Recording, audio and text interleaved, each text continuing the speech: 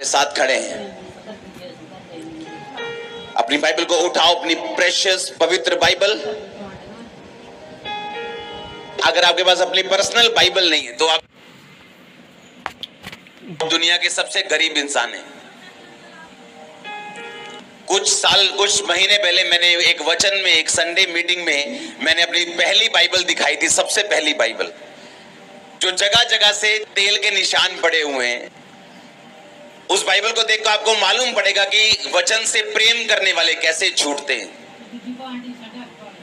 आप प्रभु को समझ नहीं सकते जब तक आपके पास बाइबल ना हो। परमेश्वर आपसे कभी बात नहीं कर सकता। परमेश्वर से रोज पूछते हो और परमेश्वर एक बात का भी जवाब नहीं देना चाहता, क्योंकि वो सारे जवाब ऑलरेडी वचन में लिखे हैं। और जब पवित्र आत्मा ने मेरे को बताया था 2004 में 5 में कि जो क्वेश्चन तू कर रहा है कि ये क्यों नहीं हो रहा मेरी लाइफ में, ये चंगाई अभी तक क्यों नहीं आई, ये बरकत क्यों नहीं आई, वो सारे जवाब वचन में। और जब मैंने वचन पढ़ना शुरू किया था, मेरी लाइफ सेम नहीं थी उसी साल से। और इसीलिए मैंने कहा कि अगर आपके पास अपनी पर्स है, हील करते हैं। किसी के पास लीगली ये अधिकार नहीं कि आपके घर पे कोई कब्जा करे। पर क्या कब्जे नहीं होते? आज भी होते कि नहीं होते? क्यों? अगर वो जगह उनके नाम में तो कब्जा क्यों होता है? फिर बाइबल कहती है उसके कोड़े खाने से हम चंगे हो चुके हैं, पर आज भी कुछ लोग बीमार हैं। बाइबल कहती है उसके खून बहाने से हमारे पाप माफ है। बाइबल कहती है उसके बांधे जाने से हम छूट चुके हैं। लेकिन आज भी क्रिश्चियन लोग भी ऐसे हैं जो शैतान के बंधन के नीचे है। फिर ऐसा क्यों है? अगर आपके रजिस्ट्री वाले घर पे कोई कब्जा कर सकता है, तो उसी तरह से शैतान आज भी ये साबित करना चाहता है कि जो वचन में लिखा है वो झूठ है।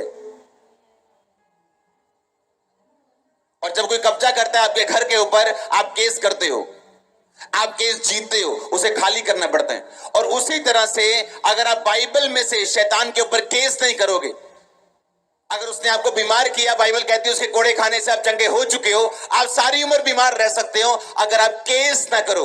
और केस वही कर सकता है जो संविधान को जानता हो। और क्रिश्चियनिटी में वो केस वही कर सकता है शैतान के ऊपर जो अपने इस आत्मिक संविधान को जानता हो। तो आप अगर क्रिश्चियन, आपके पास पर्सनल बाइबल नहीं है, आपके पास पर्सनल सूट है जिसको पहन के आप शादियों में जाते हो, एक नहीं बल्कि 10-10 सूट है आपके पास, पर एक परिवार में बाइबल एक ही है। और ये दिखाता है कि हम कितने बैंकक्रप्ट, कितने खाली हो चुके हैं, कितने लुट चुके हैं आत्मा में। आपके पास पर्सनल बाइबल नहीं है, क्योंकि आज आपकी बाइबल आपकी मम्मी ने पकड़ी हुई जो इसी चर्च में मौजूद है, या आपकी बाइबल आपके पापा ने पकड़ी हुई जो इसी चर्च में मौजूद है, क्योंकि आपके पास एक ही बाइबल है, पर सूट आपके पास 4 हैं, खाना आप 3 टाइम खाते हो। आज जब वचन से प्यार नहीं रह गया लोगों को, ना वचन के बारे में लालसा रह गई, इसीलिए हम क्वेश्चंस करते हैं और जवाब नहीं आता, क्योंकि परमेश्वर ने पहले से लिखित रूप में जवाब दिया हुआ है। और जिस बात में परमेश्वर ने पहले से जवाब दिया हो, कि परमेश्वर ने कुछ जवाब लिखित रूप में दे दिए हैं बाइबल में, कि मुझे बार बार सिरदर्दी ना हो और लोगों को बार बार बोलना ना पड़े, ताकि लोग पढ़ें और जवाब लें। आज वही जवाब वाली बाइबल आपके पास नहीं है। आपकी बाइबल आपको बताती है, आपका वचन जो आप पढ़ते हैं वो आपको बताता है आपने क्या करना है। हो सकता है कि आपका केस सेम ना हो जो आप बाइबल में पढ़े, पर परमेश्वर आपको सेम मिलता जुलता कुछ ऐसा पद, ऐसा कोई विषय बाइबल से दे सकता है जो आपकी बातों का जवाब दे सके और आपकी आत्मा को खुराक देता है कि आपकी आत्मा, अभी आपको मिरेकल नहीं भी मिला तो भी परमेश्वर में अड़ी और खड़ी है इस वचन के कारण।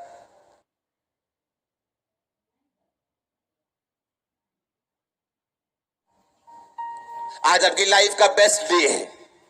आज के बाद आपकी पर्सनल बाइबल होगी। आज के बाद आप वचन पढ़ेंगे और लिखेंगे और नोटिस किए जाएंगे यीशु मसीह के नाम में। अगर आमीन सबसे ऊंचे तो आप जानते हैं कि स्वर्गदूत दिए जाते हैं हर उस विश्वासी को जो परमेश्वर में विश्वास करता है। इसलिए परमेश्वर ने कहा मेरे दूत तेरे आसपास रहेंगे, तेरे पांव में पत्थर से ठेस नहीं लगेगी, क्योंकि ये परमेश्वर का वचन है कि हर वो विश्वासी जो परमेश्वर में विश्वास करता है उसको दूत दिए जाते हैं। बाइबल कहती है जब वाइज मैन जोशी जब जा रहे थे, जो परमेश्वर को जानते नहीं थे लेकिन परमेश्वर का तारा देखा था उन्होंने, लेकिन जैसे वो हेरोदेस के घर में गए वो तारा गायब हो गया था। गलत आदतें, गलत जगहों पे जाना या बाइबल ना पढ़ना और परमेश्वर से दूर रहना, परमेश्वर के स्टार को, उसकी ज्योति को, उसके दूतों को आपकी जिंदगी से अलग रखता है। तो फिर वो वायदे आपके लिए नहीं है कि परमेश्वर ने जो कहा कि मैं स्वर्गदूतों को आज्ञा दूंगा, वो तेरे पांव को पत्थर से ठेस नहीं लगने देंगे, ऐसा होगा ऐसा होगा। वो उन्हीं के लिए हैं वचन जिनकी जिंदगी में परमेश्वर के वचन की रोशनी। स्वर्गदूत वही काम करते हैं जहां पे पहली बात परमेश्वर के नाम को ग्लोरीफाई किया जाता हो। हालेलुया। ये नहीं कि आज मैं 10 घंटे प्रेयर करके आया और मैंने प्रेयर की और लोग हील हो गए। ये एक छोटा सा पार्ट है, प्रेयर करना और परमेश्वर का चुनाव, बाकी सारा काम परमेश्वर का है। आमीन। स्वर्गदूत वहां ज्यादा काम करते हैं जहां परमेश्वर के नाम को महिमा दी जाए। दूसरा, स्वर्गदूत वहां काम करते हैं जहां पे वचन को इज्जत दी जाए, ऑनर दिया जाए, और जिस घर में परमेश्वर के वचन की रोशनी काम करती हो। अगर आपके घर में परमेश्वर के वचन की रोशनी है, वचन का स्थान है, तो स्वर्गदूत अपने आप काम करेंगे और आप हैरान होंगे जो आपकी लाइफ में हो रहे हैं। जोर से बोलो हालेलुया। आप चर्च आ सकते हैं और ऐसा हो सकता है कि आप बचाए गए व्यक्ति भी ना हो और आप 2 साल से चर्च आ रहे हो, 10 साल से चर्च आ रहे हैं। पौलुस एक जगह गया, प्रेरितों के काम उसके 19 बाब में लिखा है। उसमें लिखा जब अपोलुस कुरिन्थिस में था, पौलुस नहीं, अपोलुस, तो पौलुस वहां से सारे प्रदेश से होके इफिसुस में आया। लिखा जब अपोलुस कुरिन्थिस में था तो पौलुस ऊपर के सारे प्रदेश से होकर इफिसुस में आया। वहां कुछ चेलों को देखकर उनसे कहा, क्या तुमने विश्वास करते समय पवित्र आत्मा पाया? उन्होंने उससे कहा, हमने तो पवित्र आत्मा की चर्चा भी नहीं सुनी। उसने कहा, फिर तुमने किसका बपतिस्मा लिया? उन्होंने कहा, यूहन्ना का बपतिस्मा। पौलुस ने कहा, यूहन्ना ने ये कहकर मन फिराव का बपतिस्मा दिया कि जो मेरे बाद आने वाला है उस पर, अर्थात यीशु पे विश्वास करना। ये सुनकर उन्होंने यीशु मसीह के नाम में बपतिस्मा लिया। जब पौलुस उनने उन पे हाथ रखे तो पवित्र आत्मा उन पर उतरा और वो भिन्न भिन्न भाषा बोलने लगे और भविष्यवाणी करने लगे। और ये सब लगभग 12 पुरुष थे। सब बोलो आमीन। देखा, अपोलोस उनको यीशु मसीह के बारे में बताता था, लेकिन जब पौलुस वहां पे गया तो उसने कहा कि क्या तुमने पवित्र आत्मा पाया विश्वास करते समय? इसका मतलब यहां पे ऐसे लोग भी हो सकते हैं जो क्रिश्चियन हो, मसीह पे विश्वास करते हो, लेकिन उन्होंने पवित्र आत्मा अभी तक ना पाया हो। तो पौलुस ने कहा, फिर तुमने किसका बपतिस्मा लिया? कहते यूहन्ना का। उन्होंने कहा, नहीं, यीशु मसीह का बपतिस्मा ले। बाप बेटा पवित्र आत्मा के नाम में, यीशु मसीह के नाम में वो बात एक ही है। और उसके बाद बपतिस्मा लिया उन्होंने, और बाइबल कहती है उस पे हाथ रखे गए और उन्होंने पवित्र आत्मा पाया।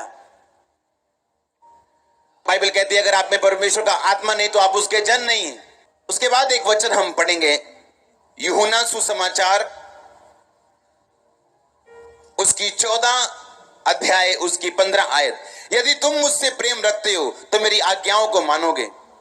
मैं पिता से विनती करूंगा कि वह तुम्हें एक और सहायक देगा कि वह सर्वदा तुम्हारे साथ रहे, अर्थात सत्य का आत्मा, जिसे संसार ग्रहण नहीं कर सकता क्योंकि ना वो उसे देखते हैं ना वो उसे जानते हैं। तुम उसे जानते हो क्योंकि वो तुम्हारे साथ रहता है और वो तुम में होगा।